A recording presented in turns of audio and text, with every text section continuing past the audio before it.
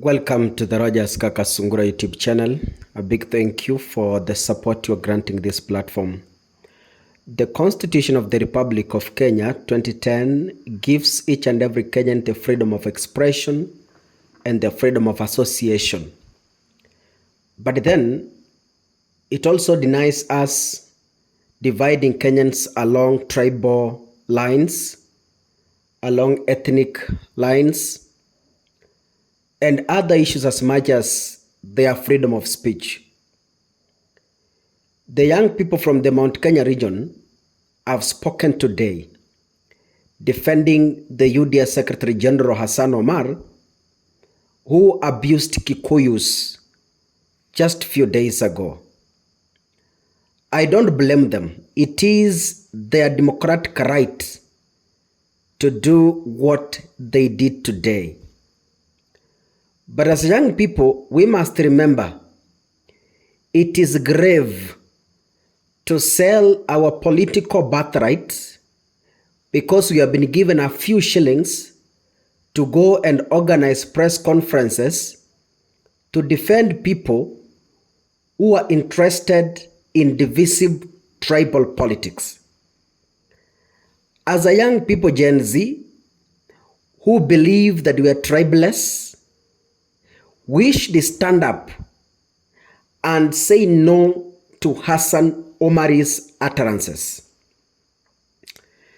This is a big blow to Gachagua because these young boys, they are now tainting an image of a failed generation that is willing to be divided for the sake of their stomachs. It is very unfortunate.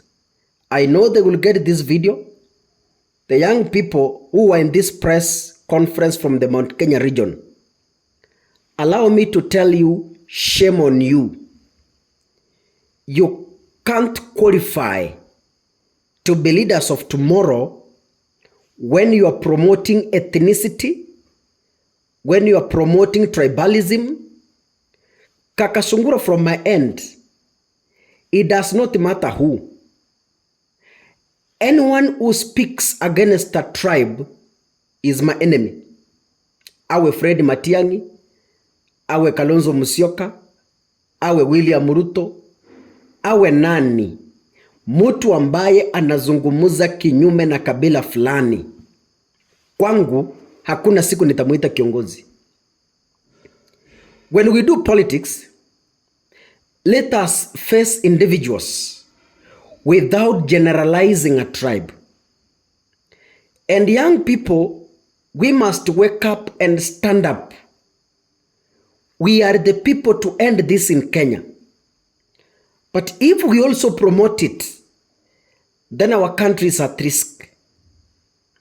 I feel so shameful on behalf of these young boys and girls who are shamelessly defending Hassan Omar's reckless statements against the Kikuyu community. It is so sad. In 2026, I do not expect a young generation like this one to defend politicians who are diarrheaing to the public, dividing communities for their own selfish interests. Hassan Omar abused Kikuyus.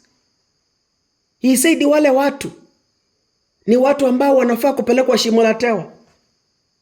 Plural and not single, generalizing a community.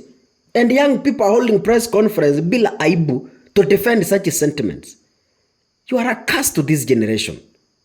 The young people from Mount Kenya in this picture and in this video, you are a curse to our generation. Can we listen to what this desperate young boy said after feeling their stomachs? Thank you very much, members of the press. My name is Peterson Dega Merichi.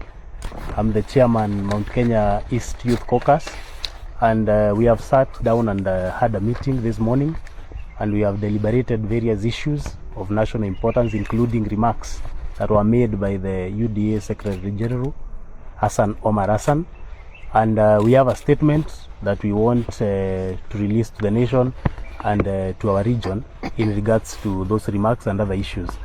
So we'll read that statement.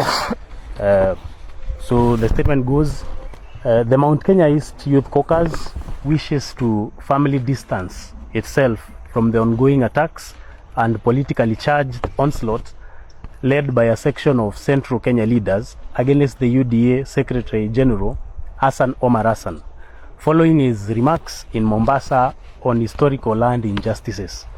We fully identify with Hassan Omar's remarks and support him unequivocally. The UDA Party Secretary General simply acknowledged and appreciated President William Ruto's administration for the issuance of over 380,000 title deeds at the coast since he came in power in 2022. This move was aimed at restoring dignity and land ownership rights to the thousands of families that have lived as squatters for decades, despite occupying their ancestral land. The SG also courageously raised the issue of historical land injustices, a reality that has affected millions of Kenyans across different regions of the country. We therefore fail to understand what exactly was so offensive about his statement. At no point did our Secretary General of the UDA party, Hassan Omar, attack any community or mention any ethnic group. The attempts by some leaders to deliberately twist his remarks into a tribal narrative can only be interpreted as political opportunism aimed at creating unnecessary tension and misleading their constituents. We as the Mount Kenya East Youth Caucus, we refuse to participate in this politics of manufactured outrage, selective anger, and ethnic manipulation. In fact, we strongly encourage and support the national conversation on historical land injustices because the problem is not only unique to the coast alone. Even within Mount Kenya East, many descendants of the Mau Mau freedom fighters and ordinary wananchi continue to struggle with landlessness. Sure. While huge tracts of land remain concentrated in the hands of privileged few who benefited from past political systems and historical injustices. It is also important to point out the glaring hypocrisy by these leaders who are now pretending to be offended. The impeached Deputy President Rigathi Gachagua has for months been transversing the country, openly disparaging, profiling, and politically antagonizing other Kenyan communities. Yet not even once have we seen the same Central Kenya MPs come out strongly to condemn his divisive and dangerous rhetoric. Their sudden outrage over Hassan Omar's truthful remarks therefore exposes a clear double standards and reinforces the suspicion that this manufactured anger is purely political. The only people who should feel uncomfortable with Hassan Omar's remarks are the individuals who have benefited from irregular land acquisition and fear an honest national conversation on equity and justice. Kenya cannot continue normalizing a situation where millions remain squatters while a handful of families own massive tracts of land accumulated through questionable historical processes. Sure. We therefore call for the full implementation of the Ndongo Land Report and the TJRC report so that the country can finally confront and resolve historical land injustices fairly, honestly, and without fear. Justice should never be tribalized and truth should not be silenced for political convenience. Thank you very much.